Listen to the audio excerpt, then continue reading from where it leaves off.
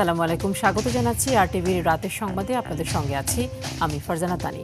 শুরুতে জানিয়ে দিচ্ছি মার্কেন্টাইল ব্যাংক সংবাদ শিরোনাম।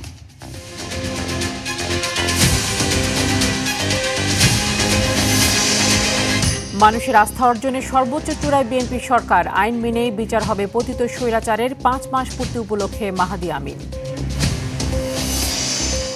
ঢাকা চট্টগ্রাম রুটে বুলেট ট্রেনে বিনিয়োগে আগ্রহী চীন, জানালেন রাষ্ট্রদূত। চীনের মতো একটি শক্তিকে পাশে চায় বাংলাদেশ, মন্তব্য ফখরুলের।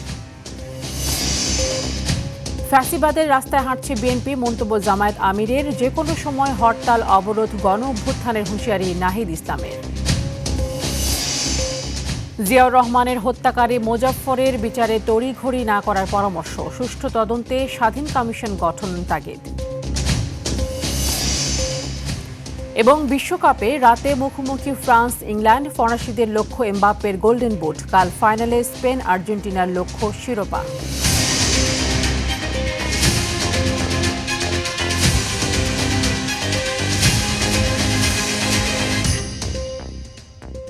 শুনছিলেন মার্কেন্টাইল ব্যাংক সংবাদ শিরোনাম। চলে যাচ্ছি বিস্তারিত খবরে। বায়ু ও শব্দ দূষণ নিয়ন্ত্রণে দ্রুত ও কার্যকর পদক্ষেপ নিতে সংশ্লিষ্ট কর্তৃপক্ষকে নির্দেশ দিয়েছেন প্রধানমন্ত্রী তারেক রহমান। একই সঙ্গে তিনি ইটভাটাজনিত দূষণ রোধ, রাজধানী থেকে ফিটনেসবিহীন ও পরিবেশ দূষণকারী যানবাহন অপসারণ এবং অতিরিক্ত হর্নের ব্যবহার নিয়ন্ত্রণে কঠোর ব্যবস্থা নেওয়ার উপর গুরুত্ব আরোপ করেছেন।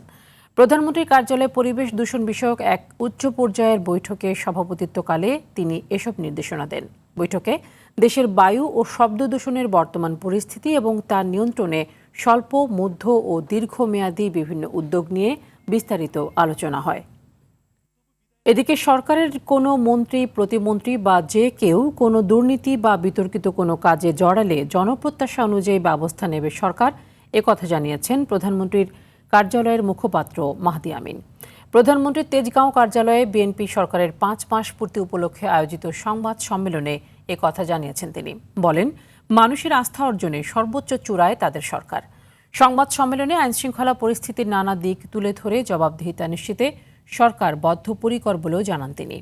আইন মেনেই পতিত স্বৈরাচারের বিচার হবে বলেও জানিয়েছেন মাহাদি আমিন। যে আইনগুলো আমাদের যাদের বিরুদ্ধে অভিযোগ যদি কোনো মন্ত্রীর বিরুদ্ধে থেকে থাকে, উনি হয়তো এটার উত্তর সঠিকভাবে দিতে পারবেন। আমি তো ওনার জায়গায় নাই। তবে গণতান্ত্রিক বাংলাদেশে বর্তমানে যে নতুন রাষ্ট্র কাঠামো আমরা গড়ে তুলতে চাইছি, সেখানে স্বচ্ছতা থাকবে, সেখানে জবাবদিহিতা থাকবে, সেখানে অন্তর্ভুক্তিমূলক উন্নয়ন আমরা সবার নিশ্চিত করতে চাইব এবং সেই প্রক্রিয়ায় চলমান রয়েছে। যদি কোথাও কোনো ভুলভ্রান্তি থেকে থাকে বা দলীয় কোনো বিষয় থাকে, তাহলে অবশ্যই দলীয় প্ল্যাটফর্মে সেগুলো নিয়ে আলোচনা হবে। চীনের সঙ্গে বাংলাদেশের সম্পর্ককে ঐতিহাসিক ও অবিচ্ছেদ্য মন্তব্য করে বিএনপি মহাসচিব মির্জা ফখরুল ইসলাম আলমগীর বলেছেন, এই সম্পর্ক কেউ ক্ষুণ্ণ করতে পারবে না। রাজধানীর একটি হোটেলে লং লিভ বাংলাদেশ চায়না শীর্ষক অনুষ্ঠানে একথা বলেন মির্জা ফখরুল। রাষ্ট্রদূত ইয়াও ওয়েন জানিয়েছেন, ভবিষ্যতে ঢাকা চট্টগ্রাম সহ দেশের গুরুত্বপূর্ণ রুটগুলোতে দ্রুত গতির বুলেট ট্রেন চালুর সুযোগ সৃষ্টি হতে পারে এবং এই খাতে বিনিয়োগ করতে আগ্রহী চীন। বিস্তারিত শামীম চৌধুরীর রিপোর্টে। বাংলাদেশ ও চীনের মাঝে ঐতিহাসিক বন্ধুত্ব, কৌশলগত অংশীদারিত্ব এবং বহুমাত্রিক সম্পর্ককে আরও সুসংহত করার লক্ষ্যে লং লিভ বাংলাদেশ চায়না শীর্ষক অনুষ্ঠানের আয়োজন করে বাংলাদেশ চীন মৈত্রী সমিতি। প্রধানমন্ত্রী তারেক রহমানের চীন সফরের উপর ভিত্তি করে রাজধানীর একটি হোটেলে আয়োজিত এ অনুষ্ঠানে প্রধান অতিথি হিসেবে যোগ দেন স্থানীয় সরকার মন্ত্রী ও বিএনপি মহাসচিব মির্জা ফখরুল ইসলাম আলমগীর। সেখানে বাংলাদেশের রপ্তানি সামর্থ্য বাড়াতে চীনের আগ্রহকে সাধুবাদ জানান তথ্যমন্ত্রী। আমাদের এই রপ্তানি সামর্থ্য বাড়ানোর জন্য চীন সরকারের একটা প্রচন্ড আগ্রহ আছে। এটাই হচ্ছে আমাদের বন্ধুত্বের সবচেয়ে গুরুত্বপূর্ণ স্ট্র্যাটেজিক পয়েন্ট। অনুষ্ঠানে বিশেষ অতিথি হিসেবে যোগ দিয়ে বাংলাদেশে নিযুক্ত চীনের রাষ্ট্রদূত বলেন, বাংলাদেশের সঙ্গে চায়নার নতুন সম্পর্কের দ্বার উন্মোচিত হয়েছে। ভবিষ্যতে ঢাকা চট্টগ্রাম সহ দেশের গুরুত্বপূর্ণ রুটগুলোতে দ্রুতগতির বুলেট ট্রেন চালুর সুযোগ সৃষ্টি হতে পারে এবং এ খাতে বিনিয়োগে আগ্রহী চীন। প্রধান অতিথির বক্তব্যে চীনের সঙ্গে অর্থনীতি, ব্যবসা বাণিজ্য, কূটনৈতিক সহ ভূরাজনৈতিক সুসম্পর্ক বজায় রাখার উপর গুরুত্ব আরোপ করেন স্থানীয় সরকার মন্ত্রী ও বিএনপি মহাসচিব মির্জা ফখরুল ইসলাম আলমগীর। আমরা চাই যে চীন এখানে যে সমস্ত ক্ষেত্রগুলোতে চীনের প্রযুক্তি দরকার আছে, চীনের সেই জায়গাগুলোতে দ্রুত এগিয়ে আসবে। ইতিমধ্যে অনেক কাজ এগিয়েছে। আমাদের প্রধানমন্ত্রী তারেক রহমান সাহেব এবার চীন ভিজিট করেছেন। সেই ভিজিটের মধ্য দিয়ে এখন যে পর্যায়ে যাচ্ছে সেই পর্যায়ে মনে হচ্ছে যে চীন আর বাংলাদেশের সম্পর্ক সর্বোচ্চ পর্যায়ে আছে। চীন, ভারত, ইউরোপ, আমেরিকা সহ বিশ্বের সব দেশের সঙ্গে ভারসাম্যপূর্ণ ও সুসম্পর্ক বজায় রেখে এগিয়ে যাওয়ার প্রত্যয় ব্যক্ত করেন স্থানীয় সরকার মন্ত্রী। একই সঙ্গে আমরা আমাদের পার্শ্ববর্তী দেশ ভারতের সঙ্গে সম্পর্ক তৈরি করতে চাই। শামীম চৌধুরী, RTV, ঢাকা। গণভোটের রায় বাস্তবায়ন না হলে সরকারকে ব্যর্থ করে দেওয়ার হুঁশিয়ারি দিয়েছেন জামায়াত আমির ডাক্তার শফিকুর রহমান। বলেন, ৭০% ভোট দেয়া জনগণই গণভোট মানতে বাধ্য করবে। বরিশালে ১১ দলের সমাবেশে এসব কথা বলেন তিনি। এ সময় জুলাই সনদ বাস্তবায়ন না করলে গণ অভ্যুত্থানের হুঁশিয়ারি দেন এনসিপির আহ্বায়ক নাহিদ ইসলাম। বরিশাল থেকে আলী জসিমের তথ্য ও চিত্রে আরও জানাচ্ছেন সুলাইমান কবির। গণভোটের রায় বাস্তবায়ন, জনদুর্ভোগ লাঘব, দ্রব্যমূল্য নিয়ন্ত্রণ সহ বিভিন্ন দাবিতে বরিশাল নগরীর হেমায়েতুদ্দিন ঈদগাহ ময়দানে বিভাগীয় সমাবেশের আয়োজন করে ১১ দলীয় ঐক্যজোট। সমাবেশে প্রধান অতিথির বক্তব্যে জামায়াতে ইসলামীর আমির ও সংসদের বিরোধী দলীয় নেতা ডাক্তার শফিকুর রহমান অভিযোগ করেন, একই দিনে হওয়া নির্বাচনে সরকার গঠন করলেও গণভোটের রায় মানছে না বিএনপি। গণভোট না থাকলে এ সরকারও গ্রহণযোগ্য হবে না বলে মন্তব্য তার। যে গণভোটে জনগণ ৭০% রায় দিয়েছে, সেই একই দিনের ভোটে আপনারা সরকার বলে এখন দাবি করছেন। এই গণভোট না থাকলে এই সরকারও মানা হবে না। জামায়াত আমির আরো বলেন, বিরোধী দল মিলেমিশে কাজ করতে চাইলেও তাদেরকে রাজপথের দিকে ঠেলে দিচ্ছে সরকার। আপনারা হাজার চেষ্টা করলে এই ফেসিবাদে আওয়ামী লীগ হতে পারবেন না। আপনারা দামি ফেসিবাদ হতে পারবেন। আসল ফেসিবাদকে জনগণ পাত্তা দেয় না, দামি ফেসিবাদের আর কিসে। এ সময় গণভোটের রায়ের আলোকে সরকার জুলাই সনদ বাস্তবায়ন না করলে রাজপথে নামার হুঁশিয়ারি দেন বিরোধী দলীয় চিফ হুইপ ও এনসিপি আহ্বায়ক নাহিদ ইসলাম। সরকার যদি গণভোটের রায়ের আলোকে জুলাই সনদ বাস্তবায়ন না করে, তাহলে গণ আন্দোলন এবং গণ অভ্যুত্থান পর্যন্ত যেতে আমরা বাধ্য হব। ক্ষমতা হাতে পেয়ে প্রধানমন্ত্রী দেশের মানুষের সঙ্গে ইচ্ছে মতো ছলচাতুরি ও প্রতারণা করছেন বলেও অভিযোগ করেন এনসিপি আহ্বায়ক। প্রধানমন্ত্রীর মুখে মধু, অন্তরে ছলনা। সুলাইমান কবির, RTV। সাবেক রাষ্ট্রপতি জিয়াউর রহমানের হত্যাকারী গ্রেফতার অবসরপ্রাপ্ত মেজর মোজাফফর হোসেনের বিচারে তড়িঘড়ি না করার পরামর্শ দিয়েছেন বাংলাদেশ ডিফেন্স জার্নালের সম্পাদক আবু রুশদ। তাকে নিরাপদে রেখে সুষ্ঠু তদন্তের মাধ্যমে প্রকৃত তথ্য বের করা গুরুত্বপূর্ণ বলে মনে করেন তিনি। তার মাধ্যমে পলাতক বাকি আসামিদের খুঁজে বের করা সহ সুষ্ঠু তদন্তে স্বাধীন কমিশন গঠন করা প্রয়োজন বলেও মনে করেন এই সম্পাদক। আরও জানাচ্ছেন এআর বাদুর। ১৯৮১ সালের মধ্যরাত চট্টগ্রাম সার্কিট হাউজে একদল বিপথগামী সেনা কর্মকর্তার আগ্নেয়াস্ত্র গর্জে ওঠে। হত্যা করা হয় বিএনপির প্রতিষ্ঠাতা রাষ্ট্রপতি জিয়াউর রহমানকে। ঘটনার ৪৫ বছর পর ধরা পড়ে হত্যাকাণ্ডে অভিযুক্ত পলাতক অবসরপ্রাপ্ত মেজর মোজাফফর হোসেন। যেহেতু তিনি অবসরপ্রাপ্ত সেনা কর্মকর্তা, তাই বিচারের জন্য তাকে সেনাবাহিনীর কাছে হস্তান্তর করা হয়। সাবেক রাষ্ট্রপতি জিয়াউর রহমানকে হত্যার পর মেজর মোজাফফর সহ অন্যরা কোথায় পালিয়েছিলেন জানান বাংলাদেশ ডিফেন্স জার্নালের সম্পাদক Abu Rushd. Major Mozaffar court martial হওয়ার আগেই, মানে কোর্ট অফ ইনকোয়ারি যখন চলছিল, তখন ভারতে পালিয়ে যান। তার সাথে ও সময় আরো একজন অফিসার ভারতে পালিয়েছিলেন, মেজর মঈন, উনি এখন কানাডায় আছেন। তারপরে ক্যাপ্টেন একজন ছিলেন, উনিও পালিয়ে যান ভারতে।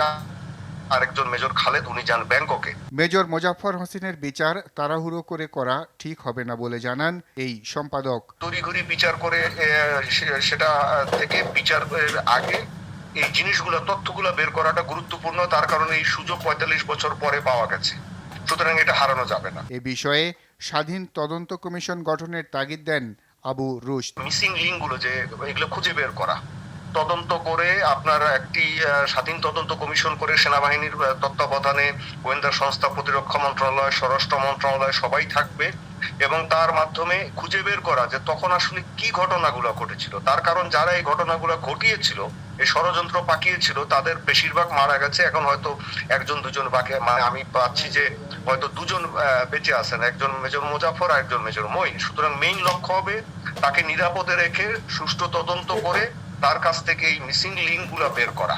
একমাত্র তদন্তের মাধ্যমেই রাষ্ট্রপতি জিয়াউর রহমানকে হত্যার মূল ঘটনা উঠে আসবে বলেও মনে করেন তিনি। আর বাদল, RTV, ঢাকা। ছোট বড় নানা ঘটনাকে কেন্দ্র করে শিক্ষার্থীদের একটি অংশ আন্দোলনের নামে রাজপথে নামছে। এতে যুক্ত হচ্ছেন বহিরাগতরাও। প্রশ্ন উঠছে আলোচনার পথ এড়িয়ে তাৎক্ষণিক আন্দোলনের এই প্রবণতার পেছনের উদ্দেশ্য নিয়ে। বিশেষজ্ঞদের মতে এ ধরনের পরিস্থিতি শিক্ষার পরিবেশ ব্যাহত করার পাশাপাশি সমাজেও নেতিবাচক প্রভাব ফেলছে। সাদিয়া কানিজের রিপোর্টে বিস্তারিত। শিক্ষার্থীদের ন্যায়সঙ্গত আন্দোলন পূর্বে বহু গুরুত্বপূর্ণ পরিবর্তনের সূচনা করেছে। অন্যায়ের বিরুদ্ধে তাদের সংগ্রামের ইতিহাসও দীর্ঘ। তবে সাম্প্রতিক সময়ে অনেক ক্ষেত্রেই সংকট সমাধানের সময় না দিয়েই ক্লাসরুম ছেড়ে রাজপথে নামছে শিক্ষার্থীদের একটি অংশ। সবশেষ বৈরী আবহাওয়ায় HSC পরীক্ষা নেয়া ও শিক্ষামন্ত্রীর একটি মন্তব্যকে কেন্দ্র করে আন্দোলনে নামে শিক্ষার্থীরা। সামাজিক যোগাযোগ মাধ্যমে ভাইরাল হয় একের পর এক ভিডিও। শিক্ষার্থীদের আন্দোলনের সুযোগকে কাজে লাগিয়ে ভুয়া ID কার্ড ব্যবহার করে বহিরাগত প্রবেশ, ঔদ্ধত্যপূর্ণ আচরণ, বিশৃঙ্খলা, মানুষের ভোগান্তি সৃষ্টি নিয়ে তৈরি হয় আলোচনা সমালোচনা। শিক্ষামন্ত্রী সংসদে দাঁড়িয়ে ক্ষমা চেয়ে সমস্যা সমাধানের আশ্বাস দিলেও রাজপথ ছাড়তে অস্বীকৃতি জানায় তারা। এতেই প্রশ্ন ওঠে ভিন্ন উদ্দেশ্য নিয়ে। ক্ষতিগ্রস্ত তাদেরকে শুধরিয়ে দেওয়া আমাদের জন্য কোনো বিরাট কাজ নয়। আন্দোলনের মূল উদ্দেশ্য যদি যৌক্তিক দাবি আদায় হয়, তবে সেখানে বহিরাগতদের সম্পৃক্ততা আন্দোলনের ভাবমূর্তি ও গ্রহণযোগ্যতা উভয়কেই ক্ষতিগ্রস্ত করতে পারে বলে মনে করছেন অপরাধ বিশ্লেষকরা। অসম্মানিত ব্যক্তি বা গুরুত্বপূর্ণ ব্যক্তিকে অপদস্থ করা বা অসম্মানিত করা, এটাও কিন্তু এক ধরনের অপরাধ। এটাকে আমরা অনার কিলিং বলি। এই জায়গাতে আইনশৃঙ্খলা বাহিনী তারা ভিডিও ফুটেজ তো আছে, তো সেগুলোকে ধরে তারা খুঁজে বের করবেন। এখানে শিক্ষার্থীদের মধ্যে উস্কানিদাতা বা অস্থিরতা সৃষ্টি করতে চায় এরকম কারা ছিল, তাদেরকে আইনের আওতায় নিয়ে আসা এবং শিক্ষার্থীদেরকেও সতর্ক থাকা। কয়েক বছরের নানামুখী সংকট আর অল্প বয়সের আবেগের তীব্রতায় শিক্ষার্থীদের তাৎক্ষণিক প্রতিক্রিয়া দেখানোর প্রবণতা তৈরি হয়েছে বলছেন জাতীয় বিশ্ববিদ্যালয়ের উপাচার্য। 2 যুগ ধরে আমাদের শিক্ষার্থীরা কিন্তু এক ধরনের ট্রমার ভিতরে ছিল। হঠাৎ করে স্বাধীনতা পাওয়ার পরে তাদের ভিতরে এক ধরনের ইচ্ছা জাগ্রত হয়েছে যে কোনো জিনিস নিয়ে রাস্তায় নেমে যদি আমি রাস্তা ব্লক করে দিই তাহলে আমাদের দাবি আদায় হতে পারে। আমাদের শিক্ষার যে বিভিন্ন জায়গাতে আমাদের যে সংস্কারগুলো আনতে হবে, একটু সময় দিতে হবে। তবে যেসব দাবি আলোচনার মাধ্যমে আদায় সম্ভব, শিক্ষার্থীদের সেই পথেই হাঁটার পরামর্শ তার। অন্যথায় হুমকির মুখে পড়বে শিক্ষার পরিবেশ। একটা ইস্যু পেলেই যে রাস্তায় নেমে আপনার রাস্তা বন্ধ করে দেওয়া, গাড়ি ভাঙচুর করা, এই কালচার থেকে আমাদেরকে কিন্তু যে কোনো মূল্যে বের হয়ে আসতে হবে। এবং নির্বাচিত সরকারের বিভিন্ন পদ্ধতি আছে, বিভিন্ন তরিকা আছে আপনার যে কোনো সমস্যার সমাধান করার জন্য। একদম যদি না হয় তখন আপনি রাস্তাতে অবশ্যই নামতে পারেন। রাষ্ট্রের উচিত শিক্ষার্থীদের ন্যায়সঙ্গত প্রতিবাদের অধিকারকে সম্মান জানিয়ে তাদের যৌক্তিক মতামত ও শিক্ষার ধারাবাহিকতা যেন সমান গুরুত্ব পায় সেদিকে নজর দেয়া। সাদিয়া কানিজ, RTV, ঢাকা। ট্রল বা অপবাদ দিয়ে দায়িত্ব থেকে বিচ্যুত করা যাবে না বলে মন্তব্য করেছেন শিক্ষামন্ত্রী ডক্টর আনম এহসানুল হক মিলন। দুপুরে নওগাঁ সদর উপজেলার অডিটোরিয়ামে নওগাঁ বিশ্ববিদ্যালয়ের শিক্ষা কার্যক্রম উদ্বোধন অনুষ্ঠানে কথা বলেন তিনি। যারা উচ্ছৃঙ্খল কথা বলে সমাজকে উস্কে দিতে চায়, তরুণ প্রজন্ম তাদের ব্যর্থ করে দেবে। বলেন, কোনো অন্যায়কে প্রশ্রয় না দিয়ে লেখাপড়ার মান উন্নয়নে কাজ করে যাবে বর্তমান সরকার।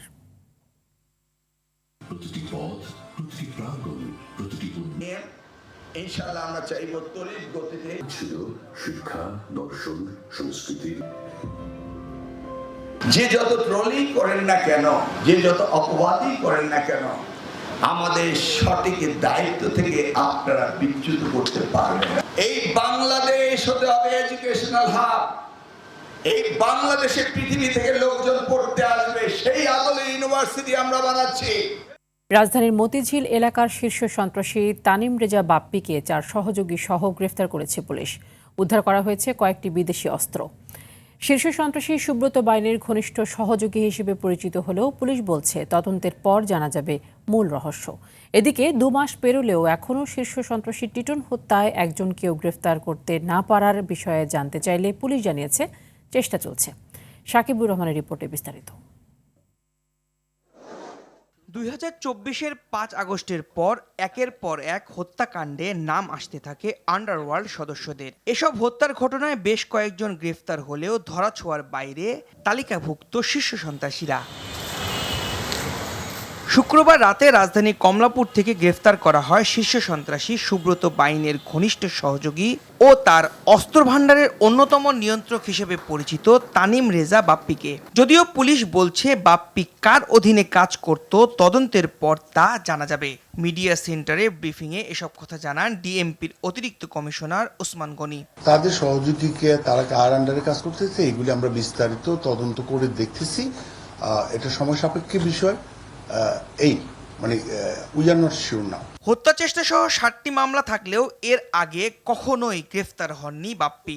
একটি বিদেশি রিভলভার, 2টা বিদেশি পিস্তল, 5 রাউন্ড রিভলভারের গুলি, 2 রাউন্ড পিস্তলের গুলি, একটি ইলেকট্রিক শটগান ও একটি বিদেশি কোরাল উদ্ধার করা হয়। দীর্ঘদিন ধরে মতিঝিল, সবুজবাগ এই বেল্টে আপনার এই কার্যক্রমগুলি চলমান রেখেছিল, সন্ত্রাসী কার্যক্রম। এর আগে অ্যারেস্ট হয়নি। এদিকে 2 মাসেও আরেক শীর্ষ সন্ত্রাসী খন্দকার নাইম আহমেদ টিটন হত্যায় কাউকে গ্রেফতার করতে পারেনি আইন শৃঙ্খলা বাহিনী। যদিও পুলিশের দাবি দ্রুতই আসামিদের আইনের আওতায় আনা হবে।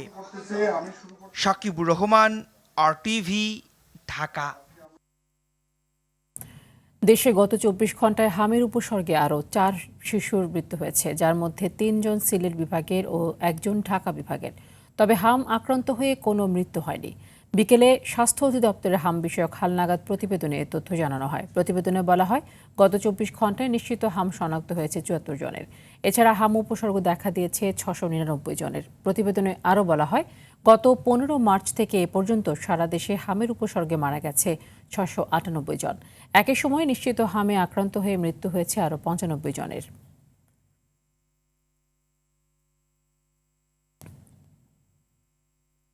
দেশের অর্থনীতিতে প্রতি বছর $12 বিলিয়ন বেশি রেমিটেন্স নিয়ে আসছেন বাংলাদেশি মেরিনাররা, যা জাতীয় প্রবৃদ্ধিতে অনন্য অবদান রাখছে। শনিবার রাজধানীর পূর্বাচলে বাংলাদেশ মেরিন একাডেমি অ্যালামনাই অ্যাসোসিয়েশনের 2026-27 মেয়াদের কার্যনির্বাহী কমিটির অভিষেক ও পুনর্মিলনী অনুষ্ঠানে বিশেষ অতিথির বক্তব্যে এসব কথা বলেন সংস্থাটির সভাপতি মোহাম্মদ সাখাওয়াত হোসেন। তিনি জানান, শুধু চাকরি জীবনেই নয়, অবসর জীবনেও বিভিন্ন ক্ষেত্রে বিশ্বজুড়ে দেশের সুনাম অক্ষুণ্ণ রাখছেন তারা। এছাড়া মেরিনাররা সরকারি, বেসরকারি, দেশি বিদেশি বিভিন্ন প্রতিষ্ঠানে দায়িত্ব পালনের মাধ্যমে দেশের অর্থনীতিতে গুরুত্বপূর্ণ ভূমিকা রাখছেন বলেও জানান উপস্থিত বক্তারা।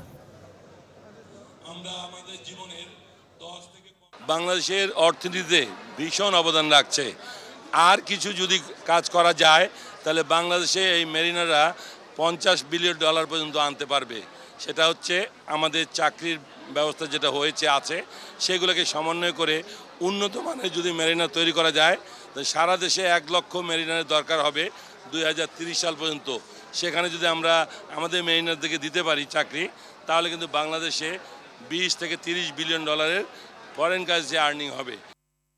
বর্ষার আবহ আর সুরের মূর্ছনায় অনুষ্ঠিত হলো শ্রাবণ সন্ধ্যা। ঢাকায় নিযুক্ত ভারতীয় হাই কমিশনের ইন্দিরা গান্ধী কালচারাল সেন্টারে আয়োজিত এই অনুষ্ঠানের মধ্য দিয়ে বর্ষার সৌন্দর্য এবং বাংলাদেশ ভারতের অভিন্ন সাংস্কৃতিক ঐতিহ্যের নিবিড় সম্পর্ক ফুটে ওঠে। আয়োজকরা জানিয়েছেন, এমন আয়োজন দুদেশের মধ্যে সাংস্কৃতিক বিনিময়, পারস্পরিক সম্প্রীতি ও বন্ধুত্বের সম্পর্ককে আরও দৃঢ় করবে। অনুষ্ঠানে হিন্দুস্তানি শাস্ত্রীয় সঙ্গীত পরিবেশন করেন বাংলাদেশের বিশিষ্ট সঙ্গীত গুরু অনিল কুমার সাহা ও শ্রী অলোক কুমার সেন।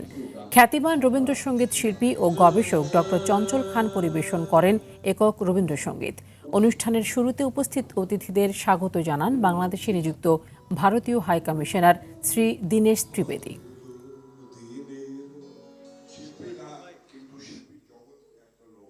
এবারে খেলার খবর।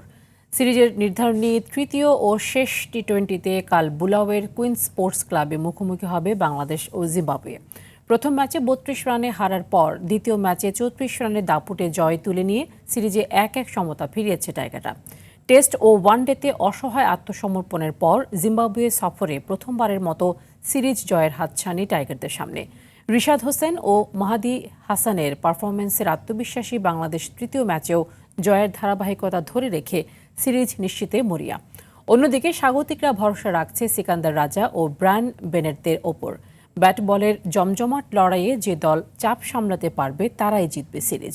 ফলে তৃতীয় ও শেষ ম্যাচটি রূপ নিয়েছে অলিখিত ফাইনালে।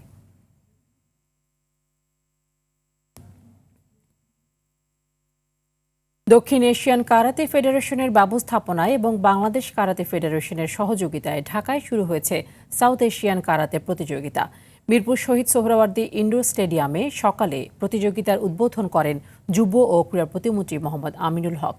প্রতিযোগিতার প্রথম দিনে বেশ কটি পদক জেতে বাংলাদেশ। অনূর্ধ্ব 21 ছেলেদের ক্যাটাগরিতে রৌপ্য জেতে তারেক জুবিন, মেয়েদের একক কাতায় ব্রোঞ্জ পায় তাবাসসুম সানজিদা, মেয়েদের জুনিয়র টিম কাতায়ও রৌপ্য পায় বাংলাদেশ। ছেলেদের জুনিয়র একক কাতায় রৌপ্য পদক জিতে মাহিন আদম।